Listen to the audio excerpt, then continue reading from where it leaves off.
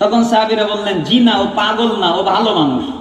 ও বুঝেছি, তাহলে মদ পান করেছে। দিয়ে বললেন, না, মদ পান করেনি, পাগলও না, মদও পান করেনি। তে আমার কথা বোঝে না কেন? আমি বললাম, আল্লাহর কাছে মাপ চাও, ক্ষমা চাও। যা, প্রকাশ হয়ে গেছে, এখন আর কি করা যাবে? সাহাবীরা, তোমরা মাটিতে অর্ধ পর্যন্ত গাঢ় পাথর মেরে তাকে হত্যা করে দাও। এটা ফাঁসি নয় যে অল্পতে তার মৃত্যু হয়ে যাবে, এটা গলায় ছুরি ধরা নয় যে অল্পতে তার মৃত্যু হয়ে যাবে, এটা পাথর মেরে মেরে হত্যা করা। তোমরা তাকে হত্যা করে ফেলে দাও। মাইজ বিন মালিককে পাথর মেরে হত্যা করে দেওয়া হলো। এমনকি রক্ত বিভিন্ন সাহাবীদের গায়ে লেগে গেল। তাই কেউ কেউ অভিশাপ করা শুরু করে দিল। তখন রাসূল সাল্লাল্লাহু আলাইহি সাল্লাম বললেন, সাহাবীরা, আরে মাইজ যে তওবা করেছে, এই তওবা যদি तमाम পৃথিবীর মানুষের মধ্যে বন্টন করে দেওয়া হয়, তাহলে পৃথিবীর সমস্ত মানুষের জন্য মাইজের তওবাই যথেষ্ট, আর কিছু লাগবে না। কেন? মাইজের হৃদয়ে আল্লাহর ভয় ছিল যে আমি আল্লাহর সামনে কিভাবে দাঁড়াবো, আল্লাহ যদি আমাকে জিজ্ঞেস করে আমি কি বলবো। তাই তিনি দুনিয়ায় পবিত্র হতে চায় যে আল্লাহর সামনে আমি কিভাবে দাঁড়াবো, এটার নাম ভয়। তার মানে যে ব্যক্তি আল্লাহর সামনে দাঁড়াতে ভয় পায়, আর প্রবৃত্তি যা বলে, প্রবৃত্তি বলে জিনা কর, করে না। প্রবৃত্তি বলে চুরি কর, করে না। প্রবৃত্তি বলে মিথ্যা বলে না। প্রবৃত্তি বলে গীবাত কর, করে না। প্রবৃত্তি বলে সুদ খা, খায় না। প্রবৃত্তি বলে ঘুষ খা, খায় না। প্রবৃত্তি বলে হারাম খা, খায় না। প্রবৃত্তি বলে কারো গীবাত কর, করে না। প্রবৃত্তি বলে কাউকে গালি দেয় না। প্রবৃত্তি বলে কার সাথে খারাপ আচরণ কর, করে না। প্রবৃত্তি যা বলে তার সে উল্টা চলে। ফাইনাল জান্নাতা হিয়াল মাওয়া, তার জান্নাতি ঠিকানা। ওস্তাদ ৩, আমি পৃথিবীর মানুষের দিকে লক্ষ্য করে দেখলাম, প্রত্যেকটা মানুষের, প্রত্যেকটা লোকের দামি জিনিস আছে না? আপনারা কি মনে করেন? আপনাদের দামি জিনিস আছে না নাই? আছে। প্রত্যেকটা মানুষের দামি জিনিস আছে, যেটা দামি জায়গায় রাখে। দামি জিনিস কোথায় রাখে? দামি জায়গায়। আর আপনি আমাকে শিখিয়েছেন, আল্লাহ তাআলা বলেছেন, মা ইনদাকুম ইয়ানফাদু ওয়া মা ইনদাল্লাহি বাকিন। তোমাদের কাছে যা আছে তা শেষ হয়ে যাবে, কিন্তু আল্লাহর কাছে যা আছে তা চির অক্ষত, কখনো শেষ হবে না। তোমাদেরটা শেষ হয়ে যাবে আর আল্লাহরটা শেষ হয়ে যাবে না। তাই আমি বুঝলাম, তাই আমি জানলাম, তাই আমি আমার মালিকানায় যা আসে, আমার মালিকানায় যা আসে, আমি তা আল্লাহর কাছে পাঠিয়ে দেই। কেন? আমি জানি দুনিয়ায় থাকলে শেষ হয়ে যাবে, আল্লাহর কাছে থাকলে তা শেষ হবে না। দুনিয়ায় আপনার কি? আপনার বাহন শেষ হয়ে যাবে এক সময়, আপনার দালান শেষ হয়ে যাবে এক সময়, আপনার অর্থ শেষ হয়ে যাবে এক সময়, আপনার শরীরের এত বল, এত ক্ষমতা শেষ হয়ে যাবে এক সময়, আপনার যা আছে সবকিছু শেষ হয়ে যাবে, কিন্তু আল্লাহর কাছে যা আছে ওটা কি শেষ হবে না। তাই আমার মালিকানায় যা আসে তা আমি আল্লাহর কাছে পাঠিয়ে দেই। তার মানে এখান থেকে শিখলাম যে দান করতে হয়। ৪, আমি পৃথিবীর মানুষের প্রতি লক্ষ্য করে দেখলাম, প্রত্যেকটা মানুষ নিজেকে আভিজাত্য মনে করে, প্রত্যেকটা মানুষ নিজেকে সম্মানিত মনে করে। তারা মনে করে আমি আভিজাত্য, তারা মনে করে আমি সম্মানিত। আরে আমার মতো সম্মানিত কেউ আছে? আমি তো এমপি, আমি তো নেতা, আমি তো মন্ত্রী, আমি তো বক্তা, আমি তো এটা, আমি তো সেটা, আমি তো কত কিছু। তার মানে নিজেকে নিজে দামি মনে করে। কিন্তু আপনি আমাকে শিখিয়েছেন, আল্লাহ তাআলা বলেছেন, ইন্না আকরামাকুম ইনদাল্লাহি আতকাকুম। তোমাদের মধ্যে ওই ব্যক্তি সবচেয়ে আভিজাত্য, সবচেয়ে সম্মানিত যেই ব্যক্তি তাকওয়াবান। যে ব্যক্তি কিবান? তাকওয়াবান। তাকওয়া মানে সমস্ত পাপ থেকে সে বেঁচে চলে, পাপের কাছে যায় না, যথাসাধ্য চেষ্টা করে পাপ এড়িয়ে থাকে, পাপ থেকে বেঁচে চলে। এই লোক পাপের কাছে যায় না। তার মানে এ হলো তাকওয়াবান, এ হলো সম্মানিত, এ হলো মর্যাদাবান। তাই আমি এটা আমার উপরে ওয়াজিব করে নিয়েছি যে যদি মর্যাদাবান হতেই হয়, তাহলে সম্মানিত যদি হতেই হয়, একমাত্র আল্লাহর কাছে সম্মানিত হব, আল্লাহর কাছে মর্যাদাবান হব। পৃথিবীর কারো কাছে আমার মর্যাদাবান হওয়ার দরকার নেই। আমি যদি আল্লাহর কাছে মর্যাদাবান হই, তাহলে আমি মর্যাদাবান, সম্মানিত। আর আল্লাহর কাছে যদি হতে না পারি, তাহলে আমি মর্যাদাবান নাই। হে আমার সম্মানিত শিক্ষক, 5, আমি সৃষ্টিজীবীর প্রতি লক্ষ্য করে দেখলাম, একজন আরেকজনকে অভিশাপ দেয়, একজন আরেকজনের প্রতি দোষারোপ করে, আর এগুলো সব হয়ে যায় হিংসার কারণে। আপনি আমাকে বলেছেন আল্লাহ তাআলা শিখিয়েছেন, আমি প্রত্যেককে তার রিজিক বন্টন করে দিয়েছি। এই আয়াতের প্রতি আমার বিশ্বাস আছে, তাই আমি কারো প্রতি অভিশাপ দেই না, কারো প্রতি দোষারোপ করি না। কেন? আমি জানি আমার রিজিক আমি খাবো, আমারটা কেউ খাবে না। আর ওরটা ওই খাবে, ওরটাও আমি খাবো না। আমারটা আমি, ওরটা ও। তাই ওর প্রতি আমার কোনো দোষারোপ নেই, ওর প্রতি আমার কোনো অভিযোগ নেই, ওর প্রতি আমার কোনো হিংসা নেই। কেন আমি অভিশাপ দিব? কেন আমি দোষারোপ করব? কেন আমি হিংসা করব? কারণ আমারটা আমার, ওরটা ওর।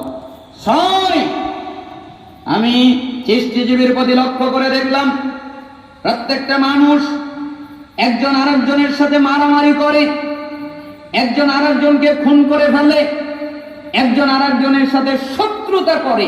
আপনারা কি মনে করেন শত্রুতা আছে না নাই? কম না বেশি?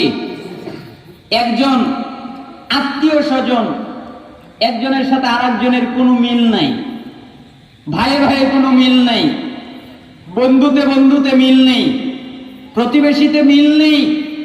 একজন আরেকজনের সাথে শত্রুতা করে, একজন আরেকজনকে শত্রু মনে করে, যে সে আমার শত্রু, আমি তার শত্রু, এটা মনে করে। কিন্তু আমি তা নই। আমি আল্লাহকে বলতে শুনেছি, আল্লাহ তাআলা বলেছেন, ইন্নাশ শাইতানা লাকুম আদুউন ফাত্তাখিযুহু আদুওয়া। নিশ্চয়ই শয়তান তোমাদের প্রকাশ্য শত্রু, প্রকাশ্য দুশমন। যদি শত্রু বানাতে হয়, তাহলে একমাত্র শয়তানকে শত্রু বানাবে। শত্রুকে যারা বলেন শত্রুকে, তখন ছাত্র বলছে, হে আমার উস্তাদ, এই শত্রু শয়তান আমার বাপ আদমকে জান্নাত থেকে বের করেছে, এই শত্রু শয়তান আমার মাকে জান্নাত থেকে বের করেছে, এই শত্রু শয়তান আমাদেরকে জান্নাত থেকে বের করেছে, আমাদের ঘর ছাড়া করেছে, আমাদের বাড়ি ছাড়া করেছে। যে আমাদের ঘর ছাড়া করেছে, যে আমাদের বাড়ি ছাড়া করেছে, সেই আমাদের শত্রু, আরো হলো শয়তান। তাই পৃথিবীর কাউকে আমি শত্রু বানাই না, একমাত্র শয়তান ছাড়া। ওই শয়তানই আমার শত্রু। বলেন আপনার আমার শত্রুকে? আরো জোরে বলেন আপনার আমার শত্রুকে? কোন মানুষ আমাদের শত্রু, কোন ভাই আমাদের শত্রু, কোন লোক আমাদের শত্রু। তাহলে শত্রু বানাবো কাকে? শয়তানকে। তাই আমি পৃথিবীর কাউকে শত্রু বানাই না, পৃথিবীর কেউ আমার শত্রু এটা আমি মনে করি না, চাই না। আমি জানি শয়তান আমার শত্রু। 7, আমি সৃষ্টিজীবীর প্রতি লক্ষ্য করে দেখলাম, এরা ইনকাম করে, হালাল হারামের বাজ বিচার করে না। এদের টাকা হলেই হলো, কোন টাকাটা হালাল, কোন অর্থটা হালাল, কোন খাদ্যটা হালাল, কোন সম্পদটা হালাল, এটার চিন্তা করে না। কোনটা হারাম এটার চিন্তা করে না। তারা গরু ছাগলের মতো খালি আনকনে, খালি কামাই করার চিন্তা করে, হালাল হারামের বাজ বিচার করে না। এটা তারা করে না। কিন্তু আমি আল্লাহকে বলতে শুনেছি, আল্লাহ তাআলা বলেছেন, ওমা খালাকতুল জিন্না ওয়াল ইনসা ইল্লা লিয়াবুদুন। আমি মানুষকে আর জিনকে তৈরি করেছি একমাত্র আমার ইবাদত করার জন্য। মানুষ আর জিনকে কেন তৈরি করা হয়েছে? আমার ইবাদত করবে। মা উরিদু মিনহুম মির রিজকিন ওয়া মা উরিদু আন ইউতঈমুন।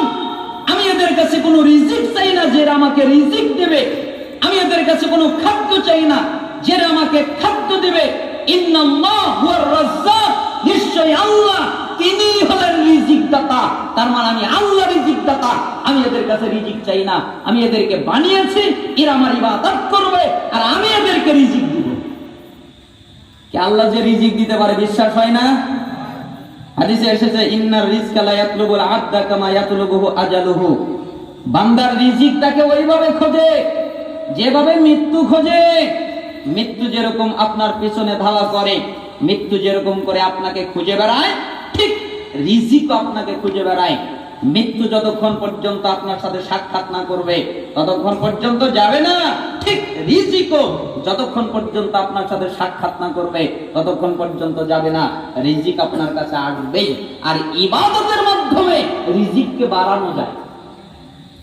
ইবনে মাজাহ 4107 নম্বর হাদিস, আবু হুরায়রা রাদিয়াল্লাহু আনহু তিনি বলেন, হাদিসটা হাদিসে কুদসি, রাসূল সাল্লাল্লাহু আলাইহি ওয়াসাল্লাম বলেন, আল্লাহ তাআলা বলেন, ইয়া ইবনে আদম, হে আদম সন্তান, হে পৃথিবীর আদম সন্তান, তোমরা শোনো, তাফাররাক লি ইবাদাতি আমলা সাদরাকা গিনান ওয়া সুদ্দা ফাকরাক, তোমরা আমার ইবাদত করো, তোমরা আমার দাসত্ব করো, তোমরা একমাত্র আমার বন্দেগী করো, তাহলে আমি তোমাদের অন্তরের পেরেশানি দূর করে দিব, তোমাদের অন্তরে কোনো পেরেশানি থাকবে না, আর তোমাদের যত দরিদ্রতা আছে আমি আল্লাহ বন্ধ করে দিব। ইবাদত করলে কি হবে? দরিদ্রতা বন্ধ, আর অন্তর হবে প্রশান্তিময়, অন্তরে কোনো পেরেশানি থাকবে না। এবার উল্টা কথা, ওয়াইলাম তাফআল মালাতু সাদরাকা শুগলান ওয়ালাম আসুদ্দ ফাকরাক, আর যদি তোমরা আমার ইবাদত না করো, আমার দাসত্ব না করো, আমার বন্দেগী না করো, তাহলে আমি তোমাদের অন্তরে পেরেশানি দিয়ে যুক্ত করে দিব, আর তোমাদের দরিদ্রতা আমি আল্লাহ দূর করব না। তার মানে আমার ইবাদত করবে, দরিদ্রতা দূর, আর আমার ইবাদত করবে না, দরিদ্রতা দিয়ে তোমাদেরকে ডুবিয়ে রাখবো। ইবনে মাজাহ 4107 নম্বর হাদিস। তাই ওই ছাত্র বলছেন, ওস্তাদ, তাই আমি ইনকাম করার সময় কোনটা হালাল এটা বেছে ইনকাম করি, কোনটা হারাম এটা বেছে ইনকাম করি, আর হালালের মধ্যে আমি সন্তুষ্ট থাকি, এটা আপনিই আমায় শিখিয়েছেন। আর আমি সৃষ্টিজীবের প্রতি লক্ষ্য করে দেখলাম, এই প্রত্যেকটা মানুষ কোনো না কোনো জিনিসের উপরে ভরসা করে। কেউ ভরসা করে তার বাড়ি নিয়ে, কেউ ভরসা করে তার বাহন নিয়ে, কেউ ভরসা করে তার ক্ষমতা নিয়ে, কেউ ভরসা করে তার লোক জন বল ক্ষমতারিতা নিয়ে, কেউ ভরসা করে তার দৈহিক শক্তি নিয়ে। প্রত্যেকটা মানুষ কোনো না কোনো জিনিসের উপরে ভরসা করে। কিন্তু আপনি আমাকে শিখিয়েছেন, ওমাইয়া তাওয়াক্কাল আলাল্লাহ ফাহুয়া হাসবুহ, যেই ব্যক্তি আল্লাহর উপরে ভরসা করে আল্লাহই তার জন্য যথেষ্ট। তাই আমি পৃথিবীর কারো উপরে ভরসা করি না, একমাত্র আল্লাহর উপরে ভরসা করি। আমি জানি আল্লাহর উপরে ভরসা করলে আল্লাহই আমার জন্য যথেষ্ট, ঠিক না? আট কথা যখন শেষ হয়ে গেল, তখন উস্তাদ ছাত্রকে জড়িয়ে নিয়ে কাঁদতেছে বুকে নিয়ে, আর বলতেছে, বাবা 33 বছরে আমি তোমাকে কি এলেম দিলাম, তুমি 8 বাক্যে তার চেয়ে বেশি এলেম আমার ফিরিয়ে দিলে। তোমার 8 বাক্যে, আমার বয়স 70 পার, তোমার 8 বাক্যে আমি তার চেয়ে বেশি পেয়ে গেলাম। 8টা কথা কি? এক, প্রত্যেকটা মানুষের আপনজন আছে, কিন্তু আপনজন ছেড়ে যেতে হয়, তাই নেক আমলকে আপনজন করতে হবে, ঠিক না? 2, আল্লাহর সামনে দাঁড়াতে ভয় পেতে হবে, আর মন যা বলে তা করা যাবে না। 3, সবচেয়ে দামি জিনিস দামি জায়গায় রাখতে হবে, আর সেই জায়গাটা কোথায়? আল্লাহর কাছে। 4, আপনি যদি সম্মানিত হতে চান, মর্যাদাবান হতে চান, তাহলে আপনাকে তাকওয়া অবলম্বন করতে হবে। তার মানে সমস্ত হারাম থেকে বেঁচে চলার চেষ্টা করতে হবে। 5, কারো প্রতি অভিশাপ দেওয়া যাবে না, কারো প্রতি দোষারোপ করা যাবে না, কারোর সাথে হিংসা করা যাবে না। 6, কারোর সাথে শত্রুতা করা যাবে না, কারোর সাথে মারামারি করা যাবে না।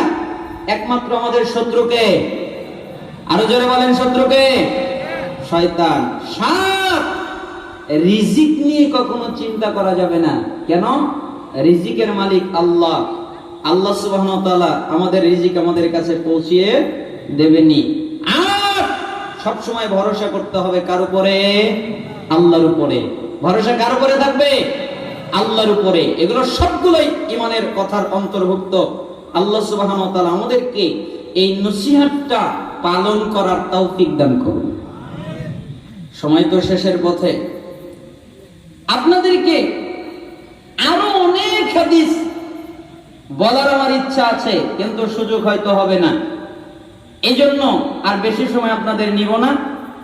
এই 16 তারিখের মধ্যে, এখন তো মধ্যরাত কটায় জানেন? 10:55। মধ্যরাত কটায়?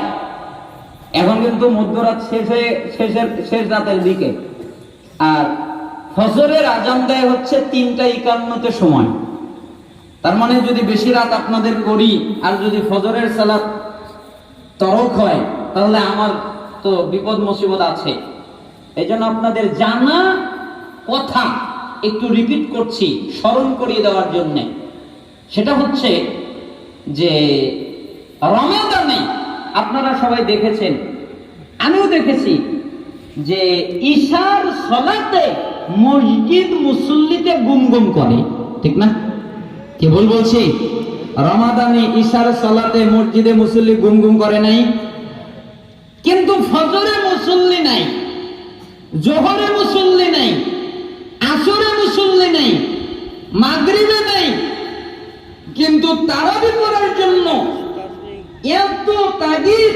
আচ্ছা আপনারা বলেন তো, কেউ যদি একদিনও তারাবি না পড়ে, এক রাকাতও না পড়ে, তার কোনো গুনাহ হবে? এক রাকাতও বললো না, তারাবি বললো না, তার সিয়ামের কোনো ক্ষতি হবে না। কিন্তু যদি ফজর না পড়ে, ঈমান থাকবে না।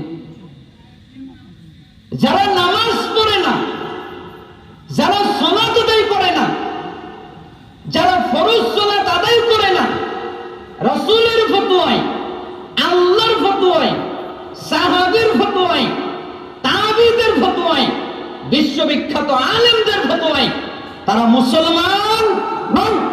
অন্য কোন আমল তরক করার কারণে এত শক্ত ফতোয়া দেওয়া হয়নি, কিন্তু সালাত তরক করার কারণে এত শক্ত মারাত্মক ফতোয়া দেওয়া হয়েছে। আপনারা তো হাদিস জানেন, আউয়ালু মা ইউহাসাবু বিহিল আবদু ইয়াউমাল কিয়ামাতিস সালাহ, ফাইন সালাহা সালাহা সাইরু আমালিহি ওয়া ইন ফাসাদাত ফাসাদা সাইরু আমালিহি। কিয়ামতের দিন বান্দার সর্বপ্রথম হিসাব হবে সালাতের। নাকি শেষ করে দিব? থাকবেন তো? কিয়ামতের দিন সর্বপ্রথম বান্দার হিসাব হবে সালাতে, নামাজে। তার যদি সালাত টিকে যায়, তাহলে যত ইবাদত করেছে, যত আমল করেছে, যত কর্ম করেছে, সব টিকে যাবে। আর তার যদি সালাত না টেকে, যত ইবাদত করেছে সবগুলো বাতিল হয়ে যাবে, ঠিক না? ওই রকম ওই যে জেলেরা মাছ ধরতে যায় না, আপনাদের পাশে নদী আছে, নদীতে জেলেরা মাছ ধরে, মাছ ধরে একটা পুটলির মধ্যে রাখে, তাই না? এখন যদি পুটলির নিচে কাটা থাকে, তাহলে মাছ কয়টা থাকবে? আরো বোঝেন, দুনিয়াটা হলো বাজার, তাই না? আখিরাতের বাজার।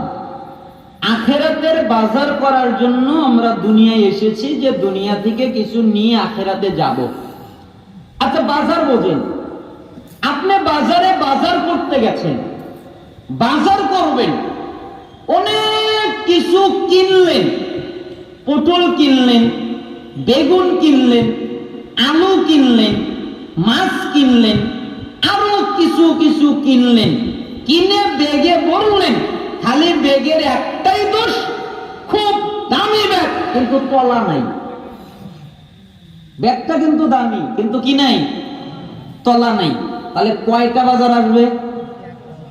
একটা আসবে না? তলা না থাকলে আসবে না? এটা বোঝেন? বুঝতে পারতেছেন? তলা না থাকলে বাজার আসবে। তাহলে যেই লোকটা ফরজ সালাত আদায় করে না, তার কি একটা নেকি আছে? একটা নেকি আছে না, এক নেকিও তো নাই।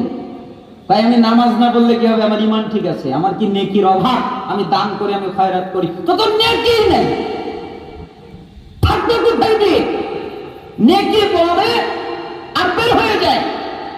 তার মানে যে সালাত আদায় করে না, যে নামাজ পড়ে না, তার কোনো নেকি নেই। কোরআনে এসেছে সূরা তওবার 5 নম্বর আয়াত, তওবার 11 নম্বর আয়াত, যেখানে আল্লাহ তাআলা যারা সালাত আদায় করেন তাদেরকে দ্বীনী ভাই বলেছেন। হাদিসে এসেছে মুসলিমের 82 নম্বর হাদিস, ইন্না বাইনার রাজুল ওয়া বাইনাশ শিরক ওয়াল কুফর তারকুস সালাত, তারকু দুটাই পড়া যায়।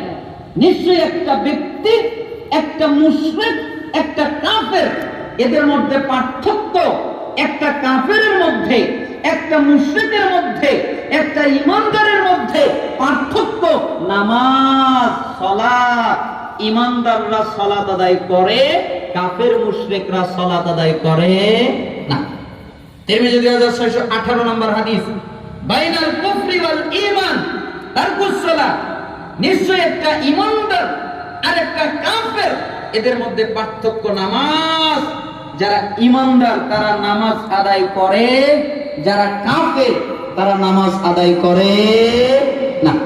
তিরমিজি 2621 নম্বর হাদিস, আল-আহদুল্লাযী বাইনানা বাইনাহুমুস সালাহ ফামান তারাকাহা ফাকাদ কাফার। আমাদের মধ্যে আর তাদের মধ্যে পার্থক্য, আমরা যারা ঈমানদার তারা নামাজ আদায় করি, তারা যারা কাফের তারা নামাজ আদায় করে না। এটা হলো আমাদের মধ্যে পার্থক্য। ইবনে মাজাহ 1080 নম্বর হাদিস, লাইসা বাইনাল আবদি ওয়াশ শিরকি ইল্লা তারকুস সালাহ ফাইদা তারাকাহা ফাকাদ আশরাক। নিশ্চয় একটা মুশরিক, একটা কাফের, একটা ঈমানদার, এদের মধ্যে পার্থক্য নামাজ। যেই ব্যক্তি নামাজ ছেড়ে দিল ওই ব্যক্তি শিরক করলো। তার মানে যে নামাজ পড়লো না, কি করলো? শিরক করলো। চারটা হাদিস দ্বারা প্রমাণিত হয়, রাসূল সাল্লাল্লাহু আলাইহি ওয়াসাল্লামের বাণী দ্বারা। আরো অনেক আছে, ওয়ালা তাতরুকান্নাস সালাতাল মাকতুবাতান মুতাআম্মিদান ফাইন্না মান তারাকাস সালাতাল মাকতুবাতান মুতাআম্মিদান ফাকাদ বারিয়াত মিনহু যিম্মাতুল্লাহ। তোমরা ইচ্ছা করে ফরজ সালাত ছেড়ে দিও না, কারণ যারা ইচ্ছা করে ফরজ সালাত ছেড়ে দেয় আল্লাহ তাআলা তাদের উপর থেকে দায়িত্ব উঠিয়ে নেন। সালাফরা বলেছেন দ্বীনের দায়িত্ব উঠে যায়, তাদের প্রতি কোনো দ্বীনের দায়িত্ব থাকে না। 5 হাদিস দিয়ে প্রমাণিত হলো যারা নামাজ পড়ে না রাসূলের ফতোয়ায় তারা মুসলমান না। পরবর্তী প্রজন্ম কারা? সাহাবী। আলী রাদিয়াল্লাহু আনহু বলেন, আল্লাহ মুসাল্লি ফাহুয়া কাফিরুন, যারা সালাত আদায় করে না ওরা কাফের। আব্দুল্লাহ বিন মাসউদ রাদিয়াল্লাহু আনহু বলেন, মান তারাকাস সালাত ফালা দীনা লাহু, যারা সালাত আদায় করে না তাদের দ্বীন নেই, তাদের ধর্ম নেই। আর উঠবেন না, 5-10 মিনিটের মধ্যে শেষ করে দিব। গুনাহ মাফ করে তারপরে উঠবেন, মনে নাই হাদিস? শেষ পর্যন্ত থাকলে কি মাফ হবে? গুনাহ মাফ করে উঠবেন। আমি চাই আপনার গুনাহ শয়তান যেন এখন সবল না দেয়। এখন শয়তান বলবে, ওঠ বাড়িতে যা, তোর গুনাহ এত মাফের দরকার কি, যা কাজ আছে। শয়তানকে সুযোগ দিবেন না, গুনাহ মাফ করে নিয়ে উঠবেন। তার মানে আব্দুল্লাহ ইবনে মাসউদ রাদিয়াল্লাহু আনহু বললেন, যে সালাত আদায় করে না তার দ্বীন নেই, তার ধর্ম নেই। আবু দারদা রাদিয়াল্লাহু আনহু বলেন, লা ঈমানা লিমান লা সালাতা লাহু, ওই ব্যক্তির ঈমান নেই যেই ব্যক্তি সালাত আদায় করে না। তাহলে সাহাবীদের ফতোয়ায় যারা নামাজ পড়ে না মুসলমান না কাফের? পরবর্তী প্রজন্ম তাবী। তিরমিজি 2622 নম্বর হাদিস, আব্দুল্লাহ বিন শাকিক তিনি বলেন, কানা আসহাবু মুহাম্মদ সাল্লাল্লাহু আলাইহি ওয়াসাল্লাম লা ইয়ারাউনা শাইআন মিনাল আ'মাল তারকুহু কুফরুন গায়রাস সালাহ। সাহাবীরা আমলের মধ্যে কোন আমল ছেড়ে দেওয়াকে কুফরি মনে করতেন না, একমাত্র সালাত ছাড়া। কেউ যদি সালাত ছেড়ে দিত তাহলে তাদেরকে কাফের মনে করা হতো। তার মানে রাসূলের ফতোয়া, সাহাবীর ফতোয়া, তাবির ফতোয়া দ্বারা প্রমাণিত, এমনকি সালাফদের ফতোয়া দ্বারা প্রমাণিত, যারা সালাত ত্যাগ করে, তরক করে, তারা মুসলমান না। আর বলে কি, নামাজ না পড়লে কি হবে, আমার ঈমান ঠিক আছে। ওমর ইবনে খাত্তাবের কথা মনে নেই? তাকে যখন একজন ঘাতক হত্যা করলেন ফজরের সালাতের মধ্যে, তিনি পড়ে গেলেন। যখন তার জ্ঞান ফিরে পেল, আমরা অপারেশন হলে আমাদের জ্ঞান ফিরে পেলে আমাদের আত্মীয় স্বজনদের ডাকি, আব্দুল্লাহ কই, আব্দুর রহমান কই, অমুক কই, তমুক কই। কিন্তু মুহাম্মদ সাল্লাল্লাহু আলাইহি সাল্লামের সাহাবী ওমর ইবনুল খাত্তাব রাদিয়াল্লাহু আনহু জ্ঞান ফিরে পেয়ে সাহাবীদের জিজ্ঞেস করলেন, লোকেরা কি নামাজ আদায় করে নিয়েছে? তখন সাহাবীরা বললেন, জি, সালাত তো আদায় করে নিয়েছে। তখন তিনি নিজেকে ধিক্কার দিচ্ছেন আর বলছেন, লা হাজ্জা ফিল ইসলাম লিমান তারাকাস সালাহ। ওই ব্যক্তির ইসলামে কোনো জায়গা নেই যেই ব্যক্তি সালাত আদায় করে না। ওমর ইবনুল খাত্তাবের এক রাকাত ছুটে গিয়েছিল, তাই তিনি আশঙ্কা করেছিলেন তার সালাতের কি হবে। আর আপনার দৈনিক 5 ওয়াক্ত ছুটে যায়, আর আপনি বলেন আমি নামাজ না পড়লে কি হবে, আমার ঈমান ঠিক আছে। আরে ভাই, তোমার তো ঈমানই নাই, ঠিক থাকা না থাকা তো